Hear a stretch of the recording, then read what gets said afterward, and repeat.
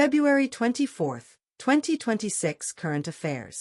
Commerce और industry ministry के तहत काम करने वाले directorate general of commercial intelligence and statistics DGCIS ने भारत के मर्चेंडाइज ट्रेड इंडेक्स का बेस ईयर 2012-13 से अपडेट करके 2022-23 कर दिया।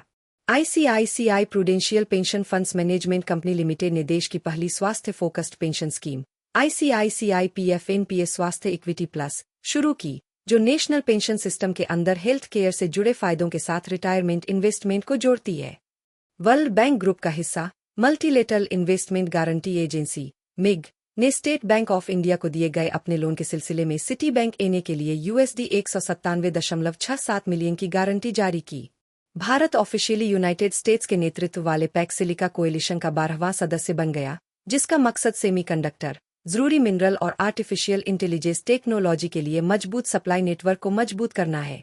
मादा चीता गामिनी ने मध्य प्रदेश के कुनो नेशनल पार्क में 3 बच्चों को जन्म दिया, जो भारत के चीता रीइंट्रोडक्शन प्रोग्राम के तहत एक और सफल ब्रीडिंग माइलस्टोन है। यूरोपियन यूनियन ने भारतीय स्टूडेंट्स, रिसर्चर्स और प्रोफेशनल्स के लिए सुरक्षित और कानूनी माइग्रेशन रास्तों को आसान बनाने के लिए नई दिल्ली में यूरोपियन लीगल गेटवे ऑफिस बनाया। स्लाइस स्मॉल फाइनेंस बैंक ने अपने फाउंडर राजन बजाज को मैनेजिंग डायरेक्टर और चीफ एग्जीक्यूटिव ऑफिसर नियुक्त किया। भारतीय सेना ने राजस्थान के पोखरन फील्ड फायरिंग रेंज में Strela 10 very short range air defence system की लाइव फायरिंग एक्सरसाइज की। Sail training ship in Sudarshini अपने लोकायन 26 ओवरसीज डिप्लॉयमेंट के दौरान मिस्र के सफागा पोर्ट पहुंचा। UIDAI ने आधार ऑथेंटिकेशन सिक्योरिटी और एक्यूरेसी को बढ़ाने के लिए एक आर्टिफिशियल इंटेलिजेंस पावर्ड बायोमेट्रिक डीडुप्लीकेशन और डॉक्यूमेंट वेरिफिकेशन सिस्टम लॉन्च किया। फ्रैक्टल AI ने India artificial intelligence impact summit 2026 के दौरान वैद्य 2.0 नाम का एक advanced health care reasoning AI model पेश किया। मशहूर बंगाली लेखक मणिशंकर मुखोपाध्याय शंकर का 93 साल की उम्र में कोलकाता में निधन हो गया। वाइस प्रेसिडेंट CP राधाकृष्णन ने भारत के संविधान के अपडेटेड तमिल और गुजराती एडिशन के साथ साथ लीगल ग्लॉसरी अंग्रेजी हिंदी का 8वां एडिशन जारी किया।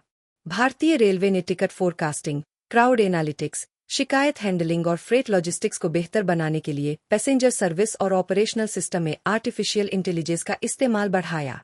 केंद्रीय स्वास्थ्य मंत्री जगत प्रकाश नड्डा ने सेंट्रल रिसर्च इंस्टीट्यूट में देश में बनी टेटनस और adult diphtheria TD vaccine launch की। आंध्र प्रदेश को वारी एनर्जीज द्वारा 8,175 करोड़ रुपए के इन्वेस्टमेंट कमिटमेंट के साथ भारत का सबसे बड़ा integrated lithium ion battery giga factory project मिला। भारत सरकार ने 1 अप्रैल 2026 से सभी नेशनल हाईवे टोल प्लाजा पर कैश ट्रांजैक्शन बंद करने की घोषणा की है।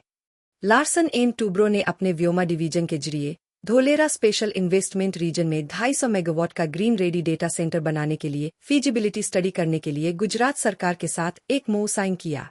नॉर्वे ने मिलान कॉर्टिना विंटर ओलंपिक्स में 17 गोल्ड मेडल जीतकर एक रिकॉर्ड बनाया। हरमनप्रीत कौर ने सबसे ज्यादा मैच खेलने वाली खिलाड़ी बनकर महिला इंटरनेशनल क्रिकेट में एक नया बेंचमार्क बनाया। Central board of indirect taxes and customs CBIC के योगदान को पहचानने के लिए हर साल 24 फरवरी को सेंट्रल एक्साइज डे मनाया जाता है।